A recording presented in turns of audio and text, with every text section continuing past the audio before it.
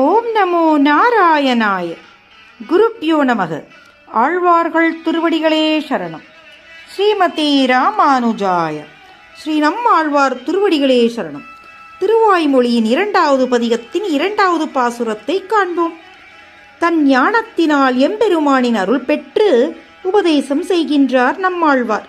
இனி இதை ஏற்பதும் ஏற்காமல் இருப்பதும் நம் கையில் உள்ளது என்கின்றார்.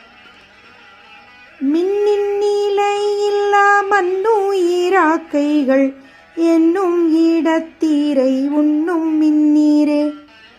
மின்னலை விட வேகமாக நிலையில்லாமல் மறைந்துவிடும் தன்மை இந்த உலகியல் இன்பத் துன்பங்களே.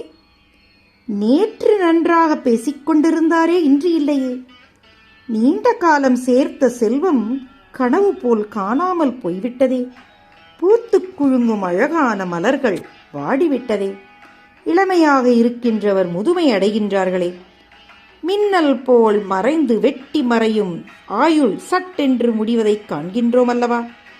திடமான இந்த மண்ணில் நிலையான தன்மை கொண்ட ஜீவாத்மாக்கள் உறையும் யாக்கை உடல் நிலையில்லாதது, அழியக்கூடியதாகும். இந்த நிலையான ஆத்மாவிற்கெல்லாம் சொந்தமான பரமாத்மா நிலையான ஆனந்தத்தை தரவல்லவன் என்று தெரிந்தும் அவனை நாடுவதில்லை. அதை அவர் சொல்லுகின்றார். இறை உன் மின்னீர் நீரே, அதாவது இறை உன் மின்னீரே. சிறிது யோசித்து பாருங்கள், நீங்களே இதை அறிந்து கொள்வீர்கள். இதற்கு எந்த நூலோ இல்லை என்னுடைய உபதேசமோ தேவையில்லை என்று கூறுகின்றார்.